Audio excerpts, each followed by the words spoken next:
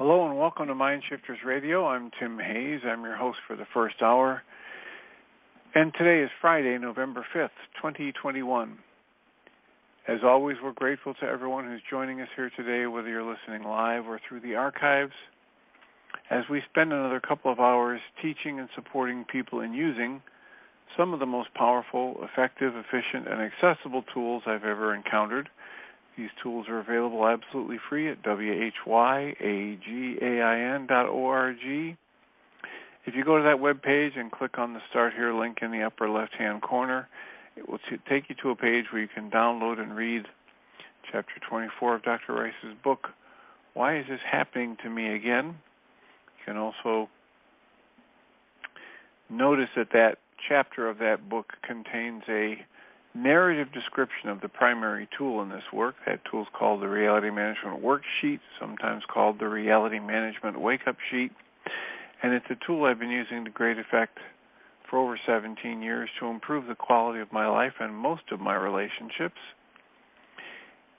and to turn any negative emotional state into part of the infallible guidance system that each one of us has been given. You can also download the actual worksheet itself. It's a simple PDF file. Click it, download it, print it off, and use it as often as you'd like, absolutely free. You can also download a whole host of audio files of shows just like this one where people have called in and been stepped through that worksheet process. Those shows serve as a tutorial.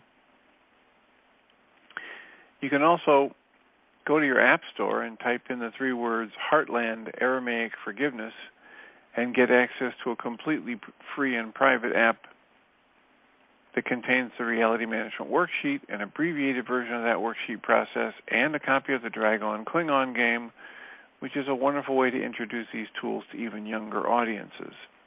And we hope you do that soon and often, because that usually leads to questions, comments, or your own testimonials. And if you'd like to contact us with that, you can call us at 563-999-3581. Call that number, press 1, and it will put a little question mark by your phone number, and I'll announce you by your area code. You can also send us an email, tjh@mindshifters-academy.org, or you can email Jeannie at jeanie@whyagain.org, whyagain.org. We're also doing our Course in Miracles workbook lessons this year. Today is the 309th day of the year. Today's lesson simply reads, I will not fear to look within today. The commentary reads, within me is eternal innocence, because it is the Creator's will that it be there forever and forever. We, the Creator's offspring, whose will is limitless as is the Creator's, will no longer will to change in this. For to deny our Creator's will is to deny our own.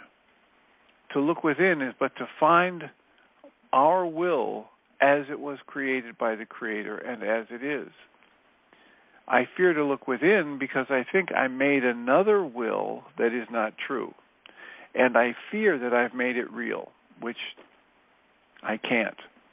But this fear has no effects on what is true. Within me is the holiness of all creation.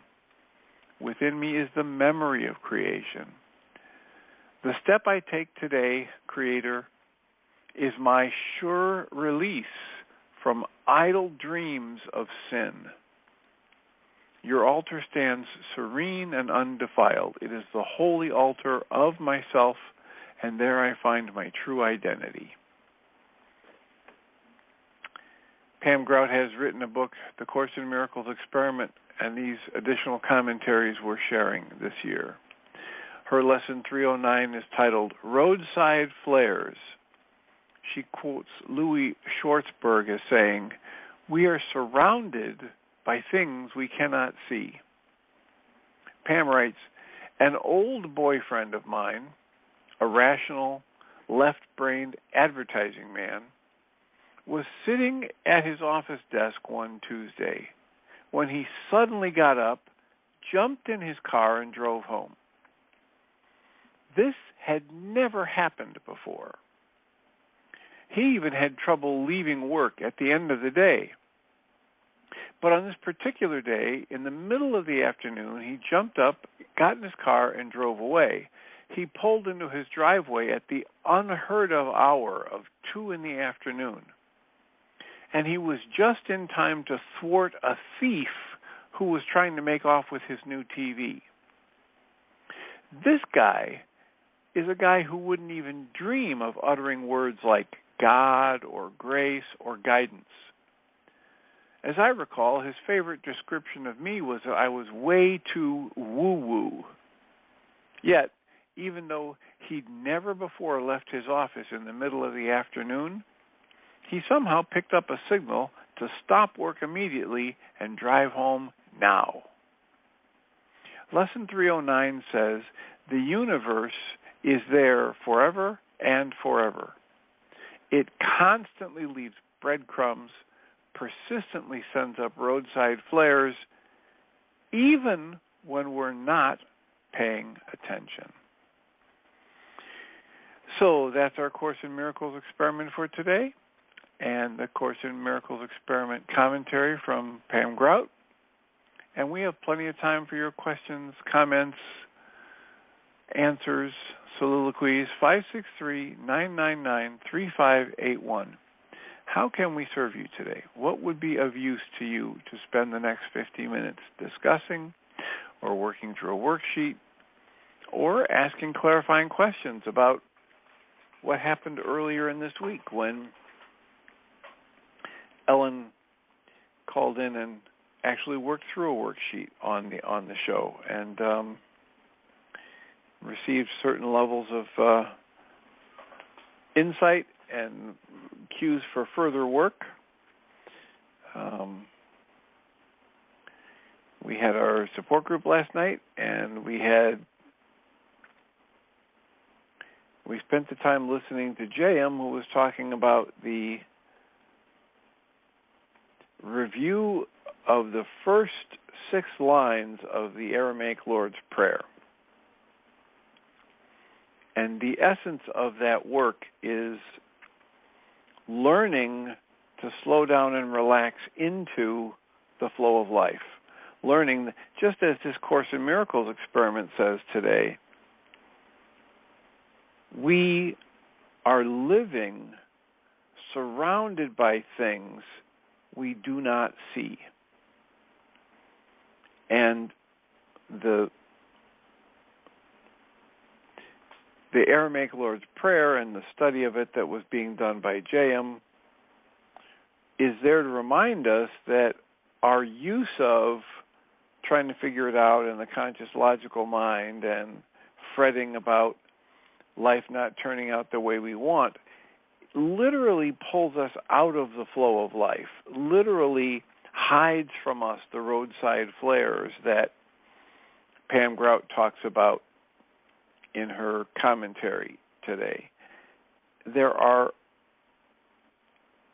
always more things going on there around us, in us, through us, to support us and to infuse us with life and gratitude and creativity and this energy of life that some call love, that there's always more going on in that realm than there is in the worry, conscious, logical-based realm that we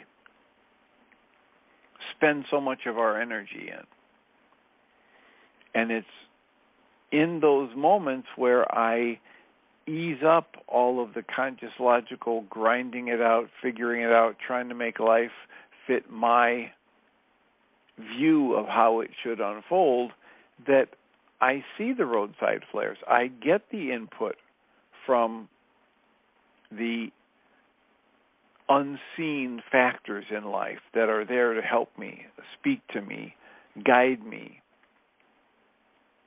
And that's essentially what the Aramaic Lord's Prayer is by ACIM, and his interpretation of it is leading us to, is the idea that, as Dr. Michael Rice says from the ancient Aramaic, the definition for the word that's come down to us as prayer is setting a trap for God. And that doesn't make much sense to most people in a Western mind. So think of it in terms of attuning to the frequency of this flow of life and being able to be present with it more easily.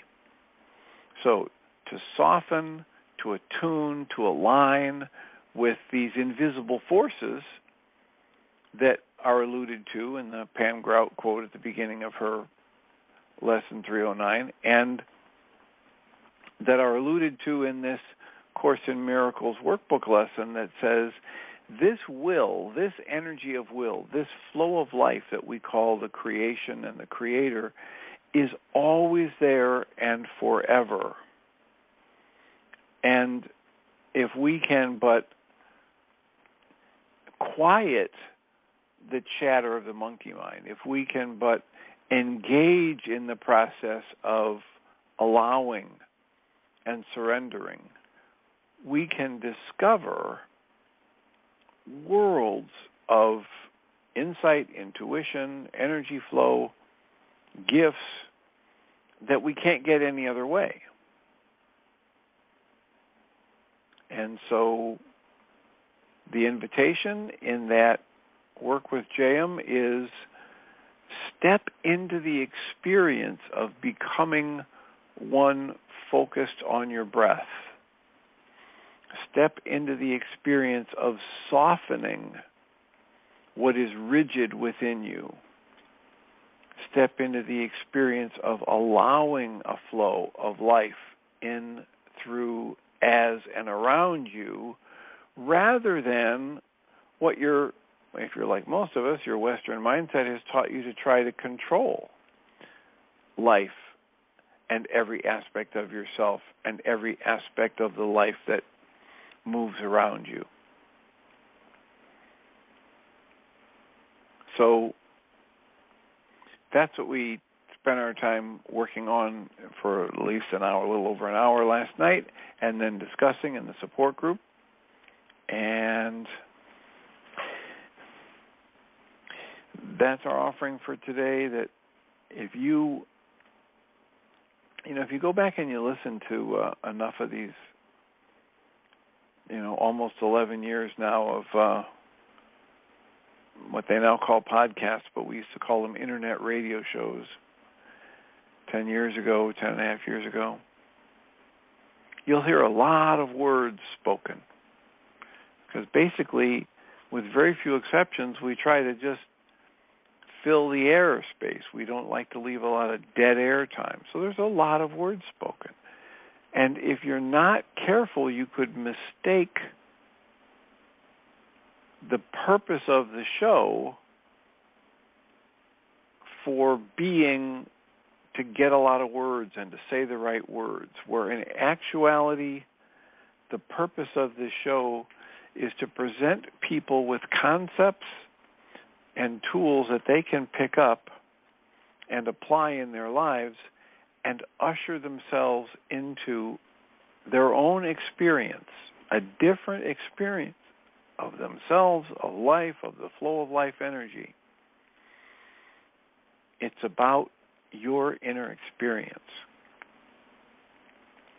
And what we're told in so many of the great spiritual traditions is, if you are having an inner experience that's negative in any way, the best use of that inner experience is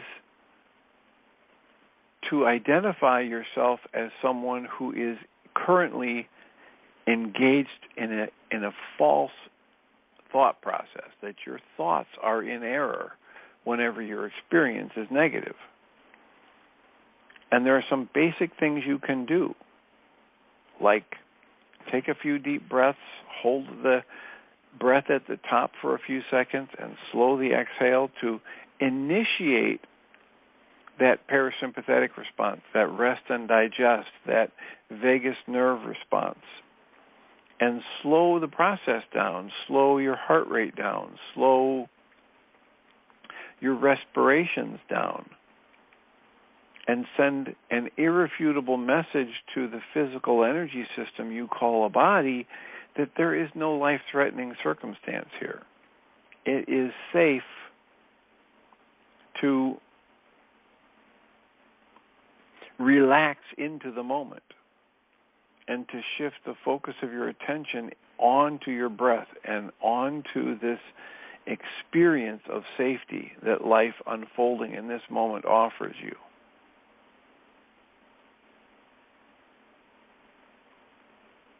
And that's a phenomenally powerful experience if we will let ourselves have it. The breathe, soften and breathe, feel fully whatever wants to come up in you, pain, fear, sadness, guilt, shame, any of the negative emotional states. Feel it fully, allow it to be there, and release it and let it flow through you.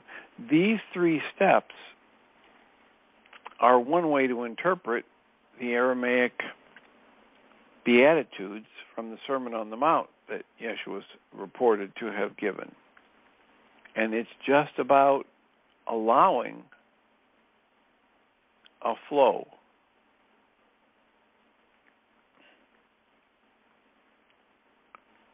And a lot of times in this work we run into people who say, listen, I don't want to allow this, whatever's happening. This is wrong. This is bad. This needs to be changed. And so they, especially from the Western mindset, were programmed to think that allowance and surrender are not good things. However, we're also conditioned by that programming. And we're conditioned to label surrender and allowing as a bad thing, when in truth, we are always surrendering to one thing or another. Most of the people in our Western culture find themselves day in and day out surrendering to anger and fear and sadness and letting that drive their perception and then therefore drive their actions. What we're called to in this work is to surrender to love, to the flow of life, to this energy of creation. And in that process,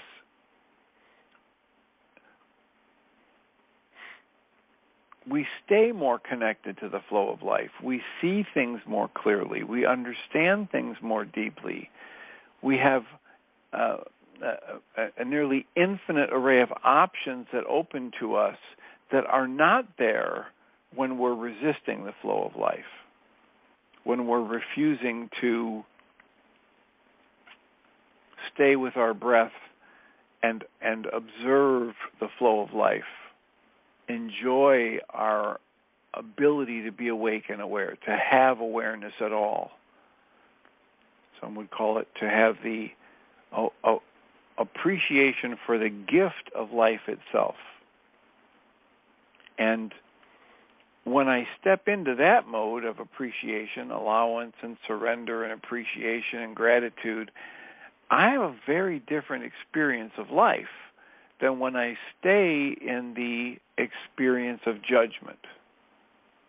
I pull myself out of the flow of life in that experience. And I create a very different environment and experience for myself.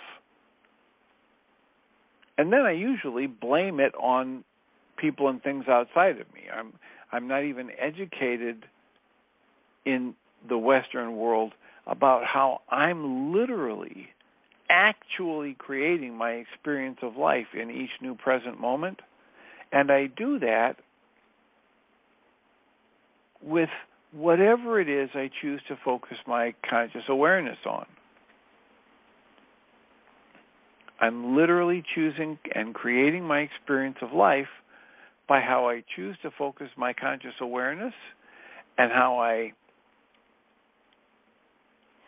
choose to interpret and then respond to the life events as I see them, as I experience them. Another powerful thing we're not taught is that we are actively creating our perception. We aren't just passively watching the world go by. We are literally creating an experience for ourselves based on how we choose to interpret and respond to the flow of life energy.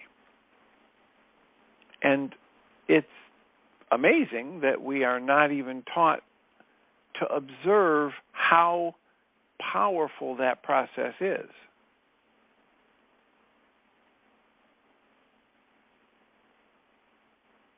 But government agencies know it. Anil Seth has wonderful videos out there. He's a scientist who's studying perception. If you search on YouTube for Anil Seth and perception or hallucinating perception, you can watch a 17 or 19-minute video on the science behind how we are constantly creating our experience of life. And in Anil Seth's terminology, we are hallucinating our perception, our reality. And one of the lines in one of those videos, he says, we literally, every one of us is hallucinating our perception. And when we have enough people together at one time who agree on the perception that they're hallucinating, we call it reality. We have a shared reality, but every one of us is creating a hallucination in that moment. It's not actuality that most of us perceive. It is a distortion based on a variety of factors. One of the primary ones the Course in Miracles points to us to is you must come to understand the distorting power of how you want things to be. So literally, when I decide I want to be happier, or I want someone to approve of me, or I want more money in my bank account, I begin to hallucinate and distort my perception based on those desires.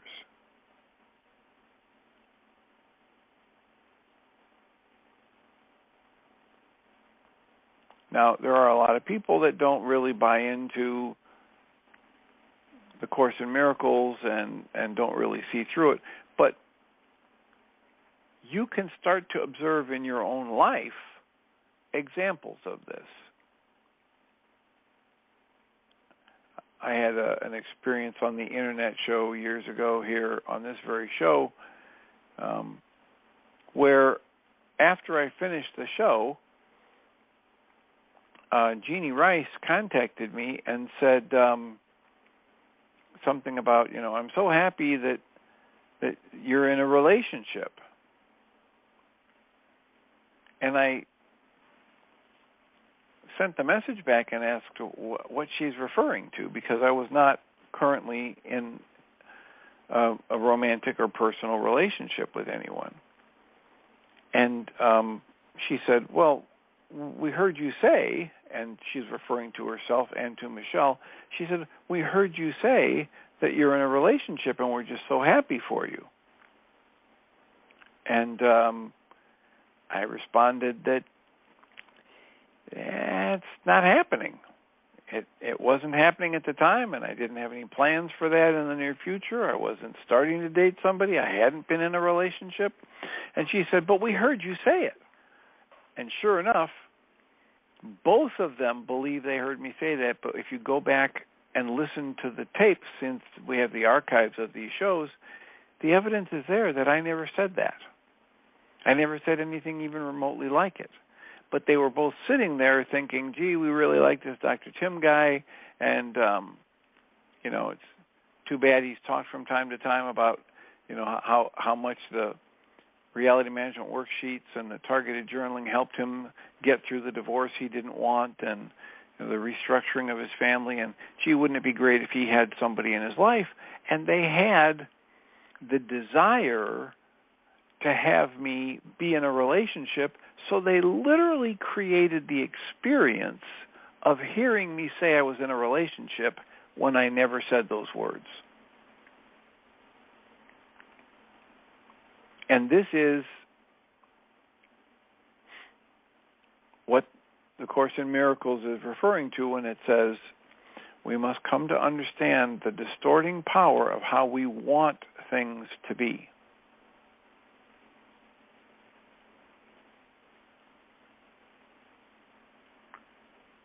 And we can observe that. We can observe how there's 4 or 5 of us together, and we have an occurrence that we think everybody is seeing, but 1 or 2 people get upset, 1 or 2 people get curious and think it's funny, and 1 or 2 people didn't see it at all, even though they were looking in the very direction of this so-called occurrence.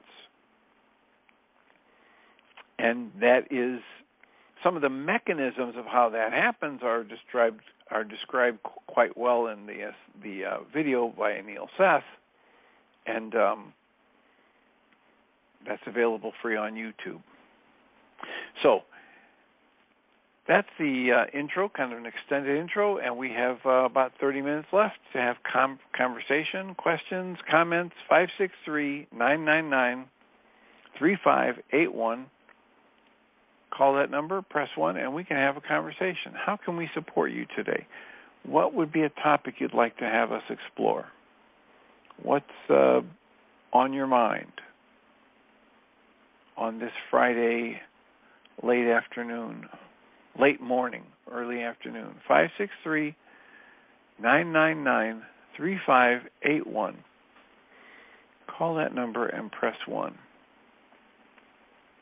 I was working with somebody earlier today, and we were working on this pattern that he has of being very, very hard on himself. And there's a sense that some people have that they need to be really hard on themselves so they don't make mistakes. And our work was to try and help them understand that I can learn from my mistakes. I can learn from the flow of life without beating myself up. I can learn from something that I would call a misstep or an error in judgment. And truth be told, I can learn better from it if I don't beat myself up. The process of beating myself up is really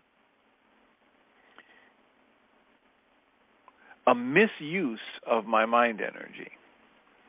One of the ways Guy Finley talks about it, he says, the vast majority of your mental and emotional suffering is a direct result of the misapplication of your thoughts, of your mind energy.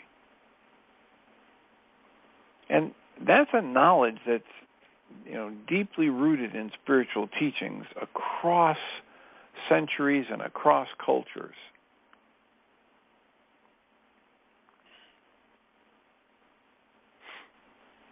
What is it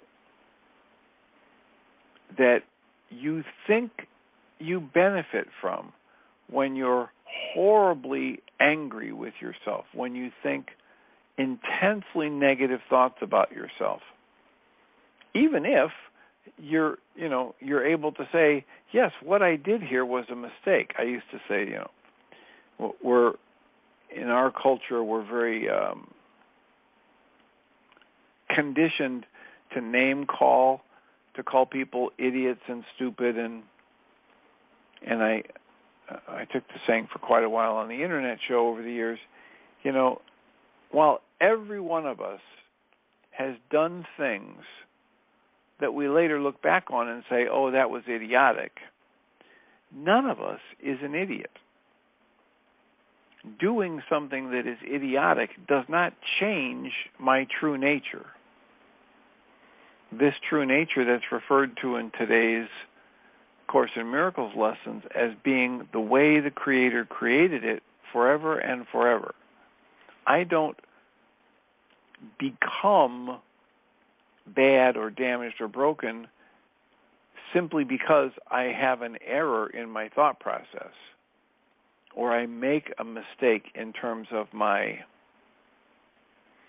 actions, or a social faux pas, or what is expected of me at work. Those errors or missteps do not create a fundamental change in my true nature.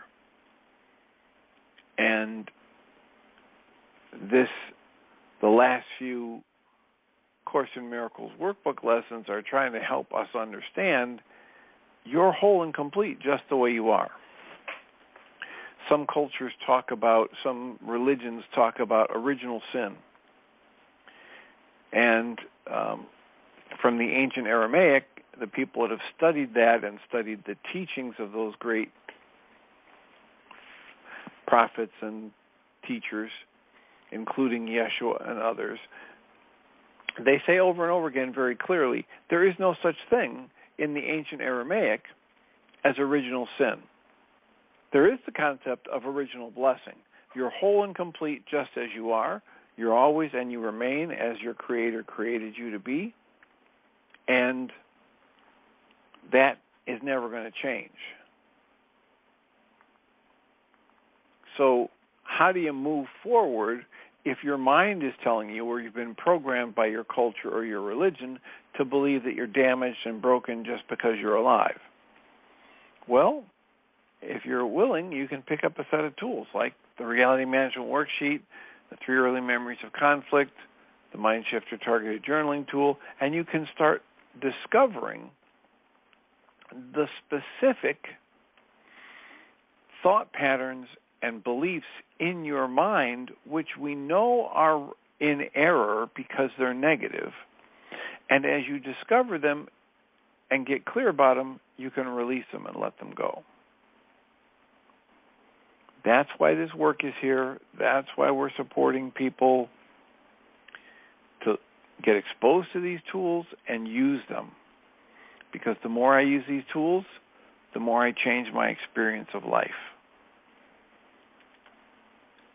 And I'm here to tell you, after, pushing, I'm just going to say 17. It's been over 17 years. I don't know exactly if we're approaching the 18th yet or not, but for over 17 years, my application of these tools in my life has changed my life by leaps and bounds in ways that words can't fully describe. One of the things I say about it is that I spend the tiniest fraction of my days, of the time in my days, experiencing negative emotions compared to what I did before I began to use these tools.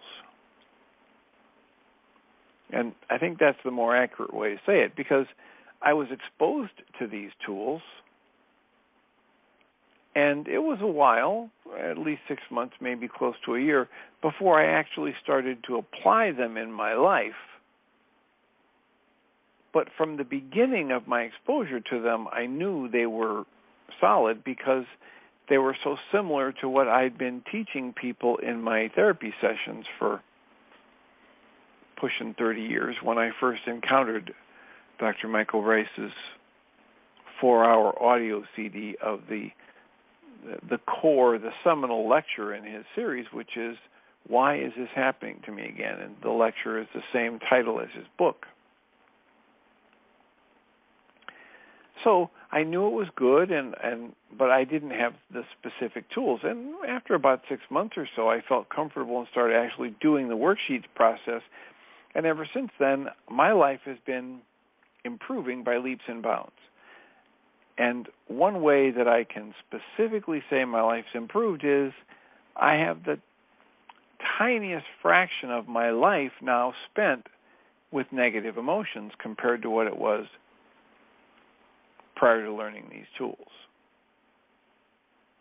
And that moves through every aspect of my life.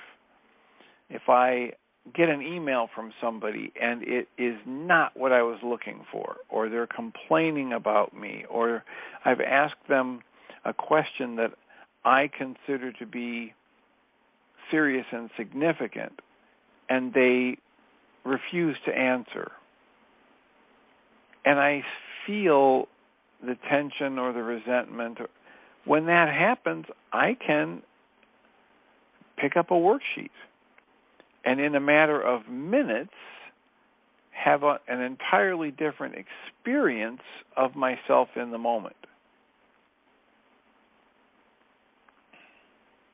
So that's when an email comes in. What happens when I have my day all planned out and I've got a waiting list of people who want to see me, and somebody blows off a session, and there are 2 or 3 or 4 people that I could have put in there that would have been paying clients or patients. Well, in the past, that would have been a situation that I would use to generate extensive negative thoughts and emotions. And at times, it might even have been a challenge for me to remain professional as I was responding or replying to news that someone wasn't going to make it to a session. But these days,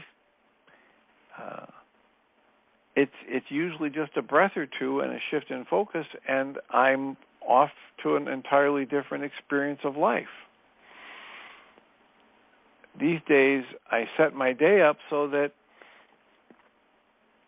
if somebody doesn't show up for an appointment, there are things I can do to stay productive. There are things I can do in my own mind energy and with the worksheets and the EFT tapping and breathing to shift my mental, emotional focus to something more positive within a matter of minutes.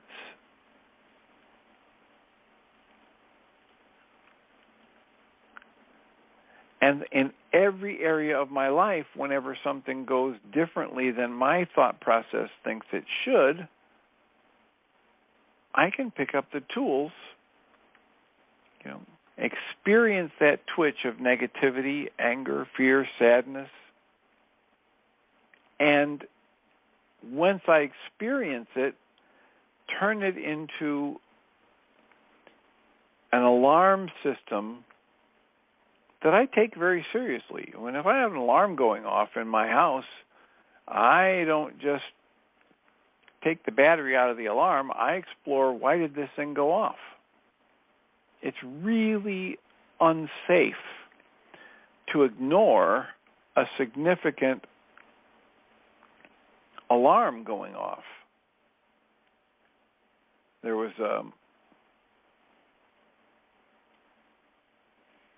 a real-life event that echoed this. One time, it's probably close to 10 years ago now, I knew a church group that purchased their own building.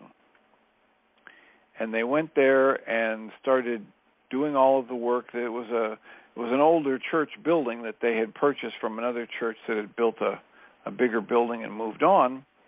And they were just really excited because they'd been renting space from a variety of places, and they were very happy to have their own church building.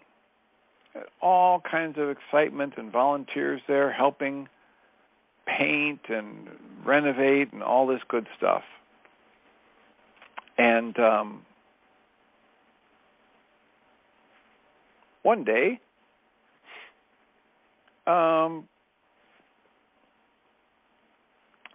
the smoke alarm / carbon monoxide alarm went off.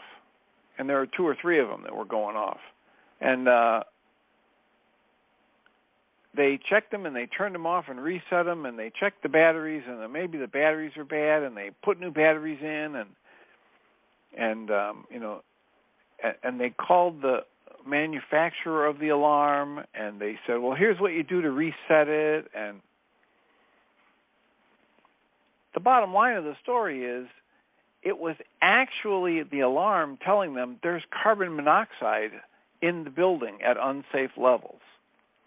And by the time they finally called the fire department, they were still calling the fire department to get an idea about how to turn the alarm off. By the time the fire department got there and found out that there's unsafe carbon monoxide levels, they had multiple people with bad headaches, and they had to go get checked out at the hospital. Why? Because they were ignoring the alarm, or they didn't know how to interpret the alarm and then respond in a way that would be productive. So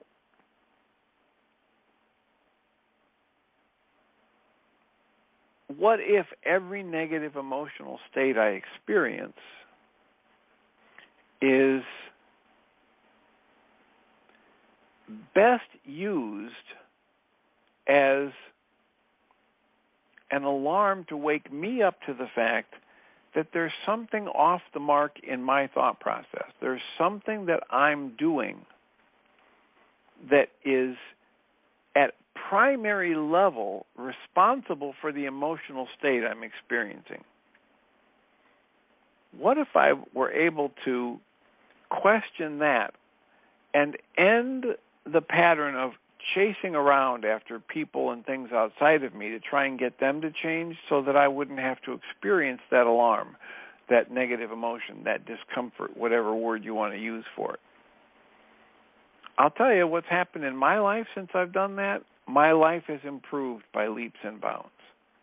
And the offering in this work is that you can learn to do the same.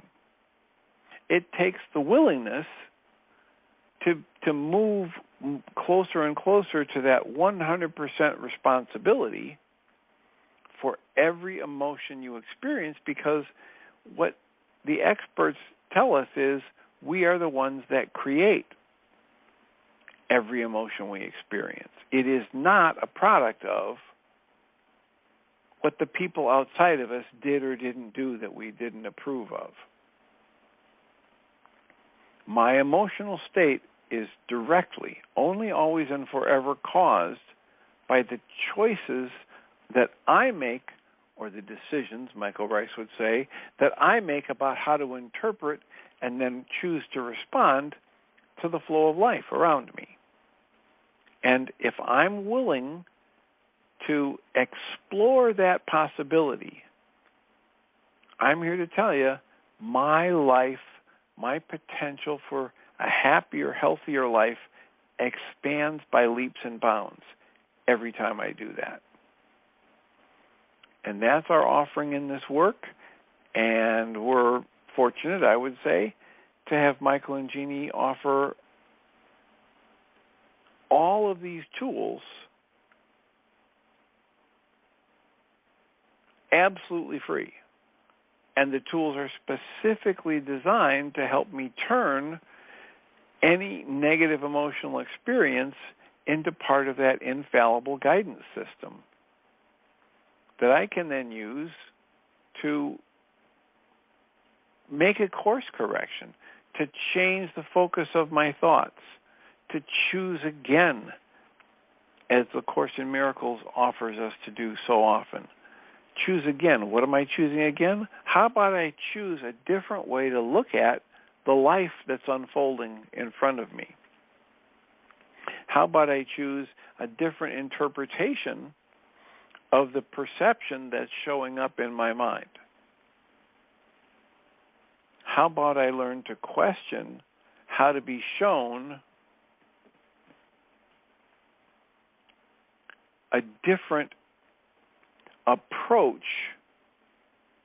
to the unfolding energies that we call life, one that would leave me feeling grateful and blessed and appreciative of the fact that I'm here at all, that there is life for me to experience.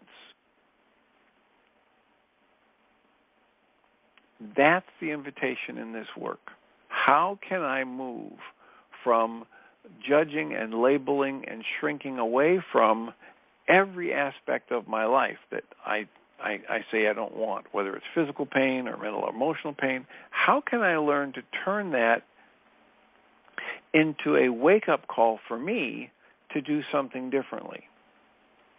The first level of doing something differently is to just take a breath and turn the focus inside. The next level of doing something differently is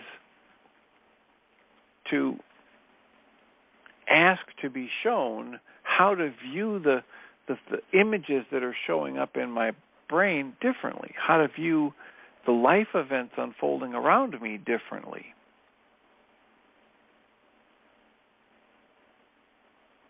I can ask to be shown how I can look on the situation in front of me in a way that shows me how to be a blessing to myself and others. What's mine to do? Course in Miracles and Way of Mastery, and very specifically in Way of Mastery, says, it's my job to bless creation. That's one way to look at. A lot of people ask, so, what's the meaning of life? And, Way of Mastery says the meaning of life is that you're here to learn to bless creation, to bring the presence of that cherishing, respectful, grateful mindset into conscious awareness in each new present moment, in every circumstance. Not that you go out looking for that energy from somebody else, but you take responsibility for bringing that energy into your experience of the present moment. And some would say that's a really useful way to approach the question, what's the meaning of life? That's a really productive way to answer the question, what's the meaning of life? The meaning of life is for me to bless creation. The meaning of life is for me to be consciously, actively aware in the present moment of what our Course in Miracles lessons keep telling us. That your essence, your presence is as it was created to be and has never changed. And your will, your mind, can be aligned with the mind of the Christ mind or the mind of the Creator. And when you're consciously shifting into that filter or that mindset, you benefit directly. Your life experience becomes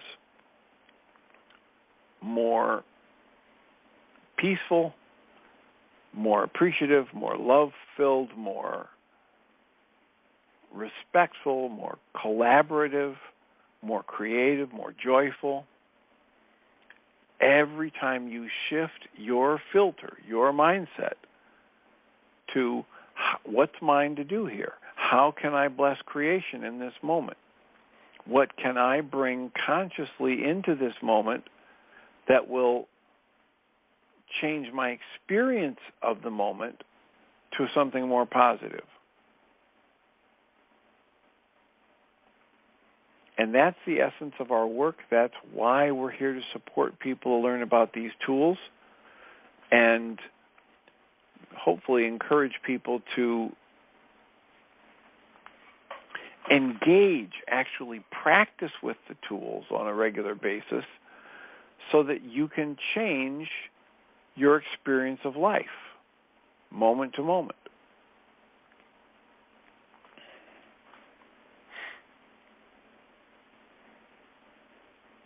One of the tools that I mentioned in the list of the top three is the tool, 3 Early Memories of Conflict.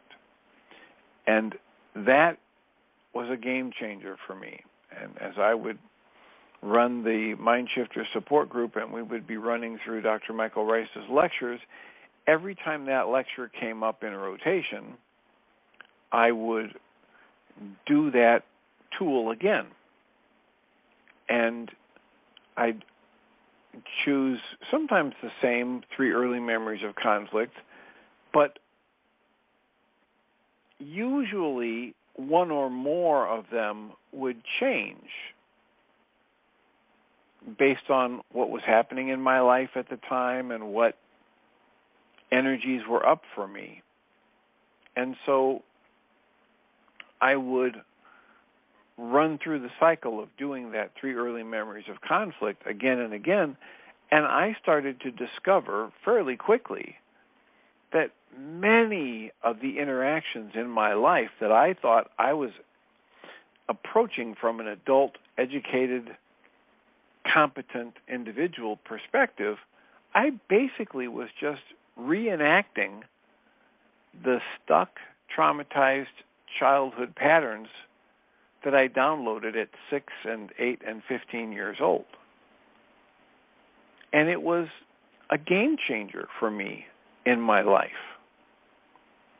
to wake up and realize how I wasn't acting as a competent, effective, responsible adult. I was acting as a traumatized 6 or 8 or who thought he was at the mercy of external forces and that he was incompetent in terms of conflict resolution and communication whenever a conflict would arise. And that was very, very useful in helping me get access to my adult coping mechanisms and life learnings and education in more conflict-based situations. And prior to that, if a conflict would arise, I would lose access to those adult-level coping skills and life experience. And so there's another level at which my life is more productive, my experience of life is more full of appreciation and gratitude and joy and contentment because of the application of these tools. Well, I just want to be clear. None of it changed when I learned about the tools. My life never changed because I learned about a tool. My life only changed when I applied a tool. And when I consistently applied these tools, the benefits that accrued or accumulated began to amaze me. My experience was what I would call snowballing. And again, not because I learned about a tool, but because I actively applied the tool. It's been fascinating over the years to watch, over 17 years now of doing a support group on Tuesday nights, and to watch people come into that interaction pattern, and some people come and sit in the room consistently for a year and a half, 2 years, and never do a worksheet. So they're getting some benefit from it, or they wouldn't be choosing to rearrange their evenings and drive to the church and show up. And there is some benefit. But boy, does their work accelerate when they finally choose to pick up the tools. Because it's the direct application of the tools that is the only thing that creates that shift in my experience of life that I've been talking about. So, again, that's our offering. It's not about the words we speak. It's about the ability to apply these tools in a way that gives me a different experience of life. And hope that you can step into the use of these tools at whyagain.org and demonstrate that to yourself. Have a different experience of your own life.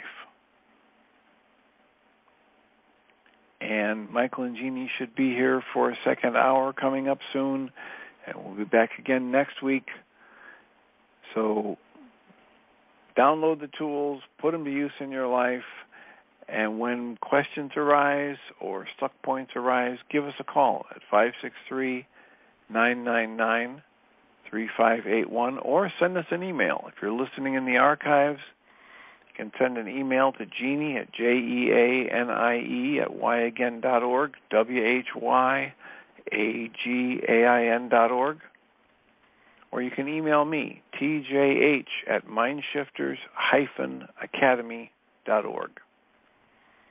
And when we receive those emails, we will address the questions or comments on the show, and it'll be there in the archive for you to listen at your leisure. So I will remind us all that we come from love. We're made of this stuff we call love. We actually are love, and everything else is false. Welcome, Jeannie Rice. Thank you, Dr. Tian. And I hope you have a good weekend. Thanks, you too. And have a great show. Thank you. Thanks.